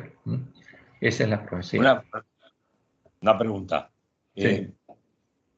Esta Nueva Jerusalén es la que vemos en el Clamor de Medianoche, en el libro de la hermana Elena de White. También, o sea, ahí es como que tengo se me superponen cosas, porque la Nueva Jerusalén, esta de que estamos hablando, de la que fue hollada por 1260 días, esta Nueva Jerusalén, son los 144.000. La Nueva Jerusalén es la esposa del Cordero. Bueno, está bien, pero porque después, cuando estamos hablando de la segunda venida de Cristo, después del milenio, y que vuelve, aparece de nuevo en escena esta figura de la Nueva Jerusalén que desciende a la tierra, digamos. No, pero eso no es en la segunda venida, eso es antes. Ahora vamos a verlo, lo repasamos. A ver, cuando se habla de O sea que después del milenio, ¿qué es lo que viene a la tierra? ¿No vienen todos los redimidos? Y eso no es la nueva, no es la Jerusalén definitiva, la que queda acá en la tierra. No, no, esa es una interpretación errónea del pueblo adventista. A ver, vamos a Apocalipsis 22, 17. Bueno saberlo. A ver. Fíjate qué dice. Fuerte pregón. Y el espíritu y la esposa dicen, ven. ¿A quién? Fíjense, tiene que haber esposa. Solo 144.000 que, como dice Jesús, tienen el nombre de Dios y el Cordero y de la ciudad de Dios escrita en la frente. Al que venciere le haré columna en el templo de mi Dios y nunca más saldrá de sí, y escribiré sobre él el nombre de mi Dios y el nombre de la ciudad de mi Dios, la Nueva Jerusalén. Entonces, ¿cuál es la ciudad de Dios? La que está puesta sobre la cima del monte Sión, la Nueva Jerusalén. Y ellos ya llegaron a la cima del monte Sión, entraron por las puertas y son parte de la esposa, y Jesús los confesó en las bodas como parte de su esposa. Y ahora van a la batalla y dicen, ven, ¿a quién? Al pueblo que está en Babilonia, como dice Daniel 12. ¿Ves? Y ellos tienen que salir de Babilonia y entrar por las puertas de la ciudad de Dios para poder comer del fruto del árbol de la vida y beber del agua de la vida gratuitamente. Por eso Apocalipsis 14:12 dice, bienaventurados los que lavan sus ropas para tener derecho al árbol de la vida y para entrar por las puertas en la ciudad. Los 144.000 ya entraron. Ahora el llamado es a quién, al pueblo está en Babilonia. Salgan de Babilonia, corran a Jerusalén y entren por las puertas de la ciudad de Dios. Pero primero tienen que lavar sus ropas en la sangre del Cordero. Tienen que pasar por la fuente. ¿No? Están adorando a la cruz. Están adorando al altar. Al sol. Y tienen que ver que ese no es Jesús. Tienen que salir de él. Tienen que lavar sus ropas en la fuente, la sangre del Cordero, ser vestidos vestiduras blancas y entrar por las puertas de la ciudad de Dios. Para comer. Bien. ¿Qué cosa? Del fruto del árbol de la vida, para tener vida y para beber del agua de la vida gratuitamente, para comer la cena de Pascua y ser transformados en imagen de Jesús, ser puestos en la mesa de los panes de proposición, ser parte de la iglesia triunfante. ¿Ves? Entonces, ¿esto ocurre dónde? Durante el fuerte pregón. Y puede entrar por la ciudad de Dios. Los 144.000 entraron, como Dios les mostró en Job en su primera visión. Al final del camino entraron. Ahora, ¿qué pasa con el resto del pueblo de Dios? Tiene que entrar por las puertas de la ciudad y el templo de Dios para comer del árbol de la vida y beber del agua de la vida gratuitamente, comer la cena de Pascua y ser transformado en imagen de Jesús en panes y levadura. Y esto ocurre durante el fuerte pregón. Ahora, ¿cuándo desciende la ciudad de Dios? Vamos a Apocalipsis 14. 1. Después miré, y aquí el Cordero estaba en pie sobre el monte Sión, y con él 144.000 que tenía el nombre de él, su padre, escrito en la frente. Todos estaban simbólicamente en el cielo, pues por eso simbólicamente se lo llaman reino de los cielos. Estaban con Dios en la cima del monte Sión y con el Cordero. ¿No? Son parte del templo de Dios. Y ellos tienen que descender a la batalla. Entonces, en Apocalipsis 18 se ve que descienden del cielo. Después de esto vi a otro ángel, a otro mensajero, descender del cielo con gran poder, y estos son los 144.000. Y la tierra fue alumbrada con su gloria, con la gloria de Jehová, con el poder de la lluvia tardía, porque la gloria de Jehová se va a ver en ellos. Y van a clamar con voz potente. Y Dios va a decir, salgan de ella, pueblo mío. Y el espíritu y la esposa dicen, ven. Ahora, esta misma escena la vemos después repetida en Apocalipsis.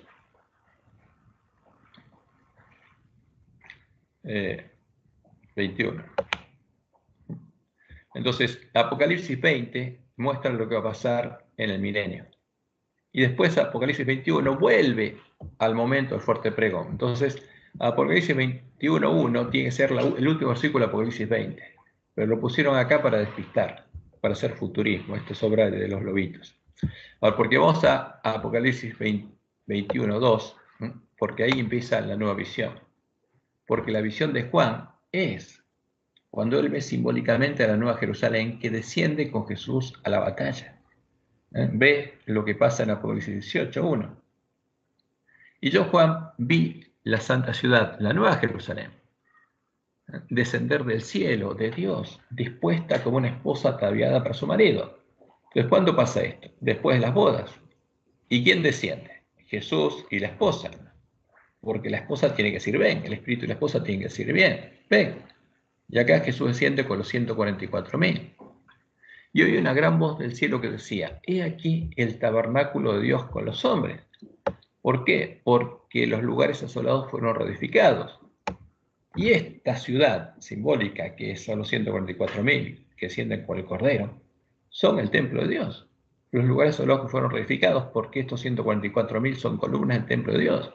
Y aquí el tabernáculo de Dios con los hombres, que va a la batalla, a llamar al pueblo de Dios a salir de Babilonia, a entrar por las puertas de la ciudad. Y él morará con ellos, y ellos serán su Dios, y Dios mismo estará con ellos como su Dios. Enjugará Dios toda lágrima de los ojos de ellos, y ya no habrá más muerte, ni habrá más llanto, ni clamor, ni dolor, porque las cosas primeras pasaron. Y el que estaba sentado... Perdón. Sí. Vos seguís hablando del fuerte pregón, por lo que veo. Sí, sí. No estás hablando o sea, después del milenio. No. Pero acá ya está hablando de que no hay más llanto, no hay más dolor, y es como que eso... ¿Cómo? Esa es la promesa. Pero fíjate, hay que seguir leyendo. Pero esa promesa no es para después. Por no es supuesto. para después del fuerte pregón. Seguro. Pero este es el mensaje pero, de Dios cuando desciende la esposa. Espera que lo veamos completo. Bueno. ¿Ves? Dale. Porque este es el mensaje de Dios. ¿Ves? Sí, yo no dudo que sea el mensaje de Dios. Lo que pasa es que pero espera. Es el mensaje del espíritu de la esposa. Vas a ver, mira. Enjugará Dios toda lágrima en los ojos de ellos, ya no habrá muerte, ni habrá más llanto, ni clamor, ni dolor, porque las cosas primeras pasaron. Y el que estaba sentado en el trono dijo, he aquí, yo hago nuevas todas las cosas. Yo las voy a hacer nuevas. Porque todavía tiene que hacer nuevas cosas.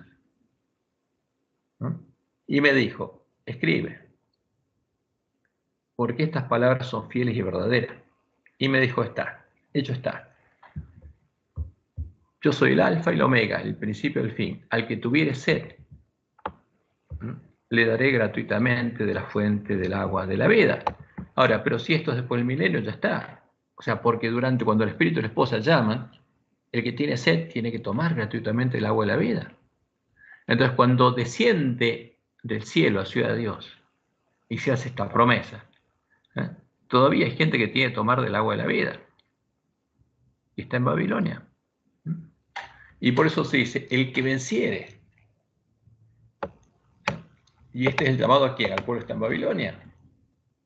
Porque ya hay 144.000 vencedores. El que venciere heredará todas las cosas, y yo seré su Dios y él será mi hijo. Porque todavía no vencieron. Pero los cobardes e incrédulos, los abominables y homicidas, los fornicarios y hechiceros, los idólatras y todos los mentirosos tendrán su parte en el lago que arde con fuego y azufre, que es la muerte segunda. Vino entonces a mí uno de los 7 ángeles que tenían las 7 copas, llenas de las 7 plagas postreras. Porque fíjate, entonces de este modo Dios nos muestra, miren, esto ocurre antes de que caigan las plagas. Porque la ciudad de Dios desciende del cielo de Dios teniendo la gloria de Dios y no cayeron las plagas, porque todavía hay personas que tienen que vencer y tienen que oír el mensaje. Vino entonces a mí unos 7 ángeles que tenían las 7 copas llenas de las 7 plagas postreras. Y después se nos muestra, como en Apocalipsis 15, que después de que haya vencido la gran multitud, todavía las tienen y después las empiezan a derramar. Vino entonces a mí uno de los 7 ángeles que tenían las 7 copas llenas de las 7 plagas postreras y habló conmigo diciendo, ven acá, yo te mostraré la desposada, la esposa del Cordero, la que va con el Cordero a la batalla. Por eso dice, yo te voy a mostrar qué cosa, la desposada, porque es un símbolo de la esposa, del Cordero, que tiene que ir con el Cordero a la batalla a llamar al pueblo que está todavía en Babilonia.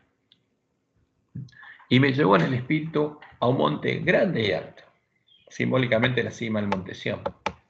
Y me mostró la gran ciudad santa de Jerusalén, que descendía del cielo de Dios, desciende a la batalla, teniendo la gloria de Dios, porque en ella se cumple la promesa de Isaías 60.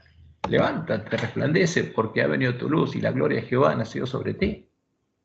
Y entonces desciende con Jesús a la batalla teniendo la gloria de Dios, porque estaba en la cima del monte Sión y ahora desciende para iluminar la tierra con la gloria de Dios. Y su fulgor era semejante al de la piedra preciosísima, como piedra jaspe, diáfana como el cristal. Tenía un muro grande y alto con 12 puertas, y las puertas 12 ángeles, y nombres escritos que son los de las 12 tribus de los hijos de Israel, porque es una ciudad simbólica. Y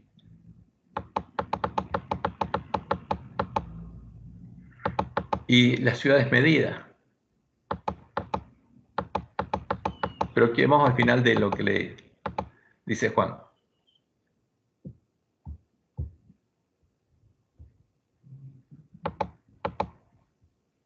Y los cimientos del muro de la ciudad estaban adornados con toda piedra preciosa. El primer cimiento era jaspe, el segundo zafiro, el tercero ágata, el cuarto esmeralda, etc. Y 21, las 12 puertas eran 12 perlas, cada una de las puertas era una perla, y la calle de la ciudad era de oro puro, transparente como el vidrio. Ahora, ¿por qué? ¿Qué dice? ¿Qué quiere decir eso? Son todos símbolos. ¿Qué quiere decir que las calles son de oro puro? Porque esos son los caminos de Dios, los caminos por los que anda el pueblo de Dios. Y el oro puro es el oro refinado en fuego que Jesús promete vendernos. Todo esto tiene un simbolismo, porque el que anda por esos caminos es el que tiene oro refinado en fuego en el corazón. Y todos los caminos de Dios son parte de su ley, de su amor, su carácter. Y eso significa que los que andan en ese camino aman a Dios y aman a sus hermanos. Y sigue diciendo, y no vi en ella templo, porque el Señor Dios Todopoderoso es el templo de ella y el Cordero. La ciudad no tiene ciudad de sol, ni de luna que brillen en ella, porque la gloria de Dios la ilumina y el Cordero su lumbrera. Y las naciones que hubieran sido salvas andarán a la luz de ella. ¿Por qué? Porque hay que salvar todavía. ¿Quién ilumina la tierra con la gloria de Dios? La iglesia triunfante. Y los reyes de la tierra traerán su gloria y honor a ella. Sus puertas nunca serán cerradas de día, pues allí no habrá noche. Y llevarán la gloria y la honra de las naciones a ella. No entrará en ella ninguna cosa inmunda, o que hace abominación y mentira, sino solamente los que están escritos en el libro de la vida del Cordero. Entonces, ¿qué es lo que pasa? Esta es la que desciende del cielo de Dios. ¿A qué? A llamar a sus hermanos. Y fíjense lo que dice el versículo 14. Y el muro de la ciudad tenía 12 cimientos, y sobre ellos los 12 nombres de los 12 apóstoles del Cordero. Porque fíjense que esta es una ciudad, un templo construido con piedras vivas. ¿Y la piedra del ángulo quién es? Jesús. Y sobre esa piedra del ángulo, ¿qué fueron puestos? Los 12 apóstoles. Y sobre ellos otras piedras vivas. Porque esta es una ciudad simbólica que representa al pueblo de Dios. Es la ciudad santa que fue hollada por ¿cuánto tiempo? 42 meses. Porque empezó a ser edificada con Jesús y después con los apóstoles. Y después con todos los miembros de la iglesia primitiva que vencieron, ¿no? Y fueron fieles hasta la muerte. Porque son parte de esa ciudad. Y ahora nosotros también somos puestos como parte de esa ciudad. Entonces, ¿cuándo la esposa va a la batalla? Porque esta es la esposa. Es la ciudad vestida de sol, que aparece en Apocalipsis 12. Es la mujer vestida de sol que tiene una corona de 2 estrellas. Y son el nombre de las 12 tribus de Israel. Y el cimiento son los nombres de 12 apóstoles. Y la piedra del ángulo es el Cordero. La piedra del ángulo, el templo de Jehová. Entonces, esto es un símbolo, esto es una profecía simbólica, y nos muestra que justamente esta ciudad va a descender del cielo de Dios, teniendo la gloria de Dios, antes que sean derramadas las 7 copas de la ira de Dios, porque la tierra tiene que ser alumbrada con la gloria de Dios. Entonces nosotros estamos acostumbrados a cosas que nos dijeron, que esta ciudad desciende del cielo después del milenio, que es una ciudad que Jesús fue a edificar al cielo, que Jesús, hasta que no la edifique, no viene a buscarnos. Son cosas, interpretaciones erróneas de las palabras de Jesús. Pero la realidad es que esta ciudad es simbólica y representa a la esposa del Cordero, a la iglesia triunfante. como lo representa la mujer vestida de sol, la que da a luz los hijos de Dios, porque los hijos de Dios son la simiente de esta mujer. Apareció en el cielo una gran señal, una mujer vestida de sol. ¿Vestida de quién? De Cristo, resplandeciente como el sol, con la luna debajo de sus pies y sobre su cabeza una corona de 2 estrellas. ¿Ves? Y estando encinta, clamaba con dolores de parto en la angustia del alumbramiento, porque Satanás quiere impedir que dé a luz. Y esta es la iglesia triunfante. Esta es la mujer vestida de sol. Esta es la Nueva Jerusalén. Bueno, por ahí es medio confuso. ¿Qué? No, está bien. Ahora me aclaró, o sea, puse todo este Apocalipsis 21 en el tiempo del fuerte pregón. Ahora, bueno, se derraman o sea, se acaba el tiempo de gracia también para los que están en Babilonia. Sí. Viene la abominación desoladora, que sabemos que es Satanás, y entonces ahora todos los redimidos, todos los que forman la esposa de Jesús, Jesús les advierte que tienen que salir, sí, porque viene lo que se llama la angustia de Jacob, porque sí, empiezan a salir los decretos para matarlos, destruirlos. Muy bien. Viene el tema del milenio, viene la fiesta de los tabernáculos, que sería la fiesta de la boda del Cordero, van al cielo, están 1000 años con él, y después, que hay otra batalla que no es la de Armagedón, ¿qué es lo que desciende del cielo y qué es lo que llena toda la tierra después? Otra vez lo mismo. ¿Es la misma esposa? No, para un poquito. A ver, después del milenio, ¿qué pasa? Viene la segunda resurrección. ¿Ves? Sí, seguro. Entonces vamos a Apocalipsis 20. Bien, no lo dije, pero sí. Satanás se reúne para la gran batalla final para destruir al pueblo de Dios, que es la Nueva Jerusalén. ¿Tiene ese nombre o tiene otro nombre cuando desciende del cielo para llenarla toda la tierra, digamos? No, porque la Nueva Jerusalén no va a llenar esta tierra. Porque va a llenar el cielo, va a estar en el cielo nuevo y la tierra nueva, no es la tierra. Esta va a ser deshecha. No, bueno. Entonces, ¿qué es esa batalla que hay final, que Dios hace descender fuego del cielo y destruye a Satanás y a todos los que tienen esa resurrección? Bueno, pero vamos a Apocalipsis 27. Cuando los 1000 años se cumplan, Satanás será suelto su prisión. Y saldrá a engañar a las naciones que están en los 4 ángulos de la tierra, a Gog y a Magog, a fin de reunirlos para la batalla.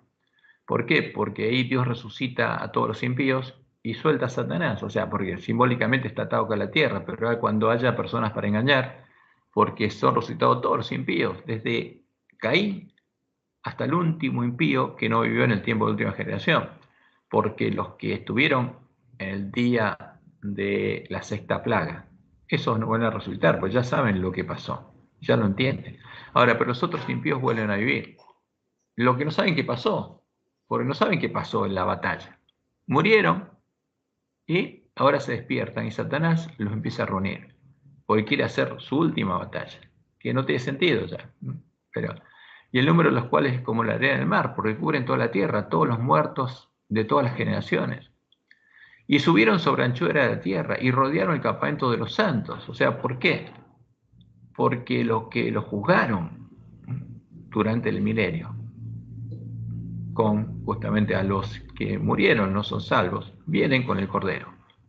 Vienen con el Cordero acá. Y rodearon el campamento de los santos simbólicamente. Y la ciudad amada, porque la ciudad amada son los santos que vienen con el Cordero acá. No baja una ciudad, baja ¿quién? Dios con los redimidos. Y cuando Satanás hace eso, Dios ejecuta la sentencia y son echados en el lago de fuego, o sea, dejan de existir. Y de Dios descendió fuego del cielo y los consumió. Y el diablo que los engañaba fue lanzado en el lago de fuego y azufre, donde estaban la bestia y el falso profeta. Y serán atormentados, es parte de lo que metieron los lobitos. Porque esa es la muerte segunda, y no habrá más llanto ni clamor de dolor, no existe más eso. Y vi un gran trono blanco y al que estaba sentado en él, de delante del cual huyeron la tierra y el cielo, porque ahí Dios hace desaparecer toda esta creación, todo lo creado. el cielo, la tierra, todo, y no existe más, porque todo lo que Satanás corrompió va a desaparecer, ¿eh?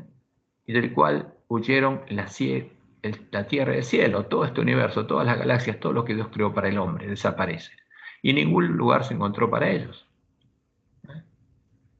Y ya está. Ahora vuelve atrás Claro, del milenio. yo Sí, me quedo con el nombre de la esposa que Dios le pone, que es la Nueva Jerusalén. Y claro. entonces, por eso, todos esos redimidos que están en el cielo, que son la esposa de Dios, yo los llamo la Nueva Jerusalén, pero bueno, Sí, ahora se llaman de otra manera. Es la Nueva ¿Eh? Jerusalén, es la Nueva Jerusalén, pero no es una ciudad Ah, física que desciende a la no, tierra, no, no, no. se asienta Yo en la hablaba tierra. de personas. Ah, sí. Es obvio que está bien, bueno. Está bien, pero está bueno porque aprendí por lo menos ahora, cuando lea capítulo 21, lo voy a analizar en profundidad para armar bien en mi cabeza, que yo lo necesito tener bien bosquejado, que Ujú, claro, hace una descripción de su amada esposa a la ujú, cual se le adhieren los que salen de Babilonia, ujú. y dice lo que son, en realidad, son los que no se contaminaron con mujeres, tienen la verdad pura, están vestidas de vestiduras blancas, son los que están con Jesús en la batalla y bueno, sí, llaman a todo el mundo a que salga de Babilonia. Claro, son los ángeles que predican el mensaje final, digamos, y se Seguro. acaba Los todo. primeros No hay son más los nada. 144.000, porque Claro, Apocalipsis 3:12 Jesús le habla a los primeros vencedores y al que venciere, yo lo haré columna en el claro, templo de Dios. O sea, no es una está bien. columna y se queda. No, es una persona que es parte del templo de Jehová. No, ¿Ves? sí, eso está claro. Nunca más saldrá allí Está bueno. escribir el nombre de mi Dios y, Bárbaro. fíjate cosa, el nombre de la ciudad de mi Dios. ¿Por qué lo va a tener escrito en la frente el nombre de la ciudad de Dios? Porque es parte de la iglesia triunfante, es parte de la esposa del Cordero, la Nueva Jerusalén. O sea, el vencedor es parte de la Nueva Jerusalén. La Nueva Jerusalén no es otra cosa que los vencedores, la cual desciende del Claro, cielo de mi Dios y mi nombre nuevo. Entonces, fíjate, vamos a la profecía de Isaías 52 para tener los dos testigos. Vamos a Isaías 52, ahí Dios llama a despertarse a su pueblo. Isaías 52, acá está. Despierta, despierta, viste de poder, oh Sión, viste de tu ropa hermosa, oh Jerusalén, ciudad santa, porque como está desnuda y esclava, porque nunca más vendrá a ti ese conciso ni mundo. Sacúdete el polvo, levántate y siéntate, Jerusalén. Suelta las ataduras de tu cuello, cautiva, hija de Sión, pues está cautivo. Porque así dice Jehová, de balde fuisteis vendidos, por tanto sin dinero seréis rescatados. Ahora, vamos un poco más adelante, porque este es el Evangelio del Reino de Dios. Isaías 52:6. Por tanto, mi pueblo sabrá mi nombre por esta causa en aquel día, porque yo mismo que hablo, y aquí estaré presente con ellos, los que son parte de mi templo, de mi ciudad. ¿Eh? Cuán hermosos son sobre los montes los pies del que trae alegres nuevas, del que anuncia la paz, del que trae nuevas del bien, del que publica salvación, del que dice a Sión, tu Dios reina, que predica el Evangelio del Reino de Dios. Voz de tus atalayas alzarán la voz, juntamente darán voces de júbilo, porque ojo a ojo verán que Jehová vuelve a traer a Sión, a la cima del monte de Sión. O sea, lo que hacía en el tiempo de la iglesia primitiva, hasta que el lugar santuario fue echado por tierra, lo volverá a hacer. Cantad alabanzas, alegraos juntamente, soledades de Jerusalén, porque Jehová ha consolado su pueblo. Porque esa es la promesa, lo va a pasar. A Jerusalén ha redimido. Entonces, ¿quién es Jerusalén en la profecía? Son los redimidos. así es. ¿Ves? Bárbaro. Porque su Bueno, pueblo es el consolado, es el redimido. Jerusalén es la esposa del Cordero, los redimidos de Jehová. Por eso, como dice Pablo, esposos, amad a vuestras mujeres como Cristo amó a su iglesia y se entregó a sí mismo por ella, para redimirla, para presentarse a sí mismo, ¿qué cosa? Una esposa pura, sin mancha. La Nueva Jerusalén. Por eso la Nueva Jerusalén es un símbolo. Es la ciudad de Dios, es la esposa del Cordero. Lo son los redimidos. Eso es lo importante. Es lo que teníamos que entender, porque así entendemos el Evangelio del Reino de Dios. Por eso, a los vencedores de la iglesia adventista, los 144.000, van a ser las primicias de la esposa del Cordero de la última generación. Los primeros, con los que los lugares asolados van a ser reedificados, van a ser columnas del templo de Dios, y van a tener escrito a la frente el nombre de la esposa del Cordero, pues son la esposa, ya son los redimidos, son parte de Jerusalén. Hermoso. Esa es la profecía. Bárbaro. Bueno. Gracias, Cris. No, por favor. Entonces, bueno, espero que esto les haya servido, porque justamente estuvimos viendo en el Nuevo Testamento todas las citas que hay a la ley de Moisés, porque Dios es muy claro, ni una jota ni un tilde de pasar la ley hasta que todo se haya cumplido, porque todo eso es una profecía que se tiene que cumplir. Hasta que exista una esposa y haya una gran multitud que en el tiempo del fin sea parte de la esposa del Cordero. Esa es la promesa de Dios. Bueno,